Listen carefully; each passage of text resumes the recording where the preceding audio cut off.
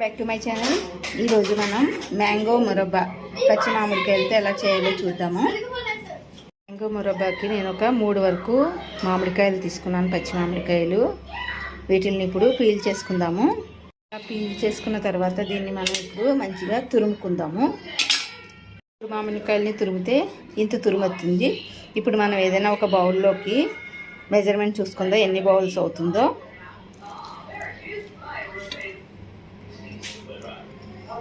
మనం ఎందులో అయితే మురబ్బా చేద్దాం అనుకుంటున్నామో అందులో వేసుకుందాము.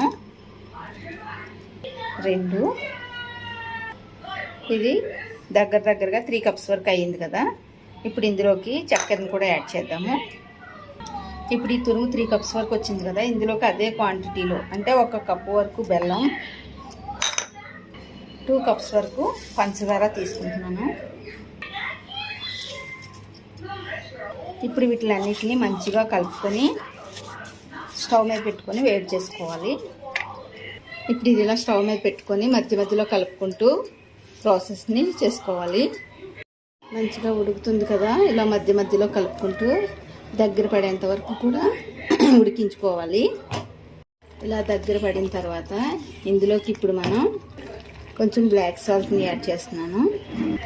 అలానే కొంచెం కారం, కొంచెం జీలకర్ర పొడి వేసుకొని మంచిగా కలుపుకోవాలి. ఉత్తి బెల్లం ఒకటి వేసుకొని చేసుకుంటే అది మనకి మంచిగా అనిపించదు. ఇలా కొంచెం ఉప్పు అలానే కారం కూడా వేసుకోవడం వల్ల తీగా పుల్లగా బాగుంటుంది కదా. ఆల్మోస్ట్ దగ్గర పడుతుంది. ఇప్పుడు ఇది తీగ పాకం వచ్చిందో లేదో చెక్ చేసుకున్నా సరిపోతుంది. లేదంటే కొంచెం తీసుకొని ఇలా ప్లేట్లో వేసుకొని ఇది ఇలా మనం అన్ని చూస్తే జారిపోతుంది అనుకో, ఇంకా కొంచెం కావాలి. ఇది జారిపోతుంది కదా, అలా కాకుండా స్టిక్ అయినట్టుంటే అయిపోయినట్టు. తీగపాకం వస్తుంది కదా అంటే ఇది రెడీ అయింది. ఇప్పుడు దీన్ని దించి చల్లార్చుకుందాము.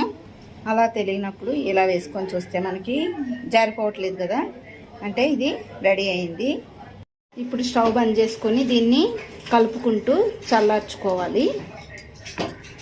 ఇప్పుడు చల్లగా అయిపోయింది కదా, ఏదైనా ఒక గాజు కంటైనర్లోకి తీసుకొని స్టోర్ చేసుకోవచ్చు. చూసారు కదా, ఎంతో టేస్టీగా ఉండే మ్యాంగో మురబ్బా అనేది రెడీ అయింది. మీకు కూడా నచ్చినట్లయితే ట్రై చేయండి ఫ్రెండ్స్. అలానే షేర్ చేయండి, లైక్ చేయండి ఫ్రెండ్స్. Thank you.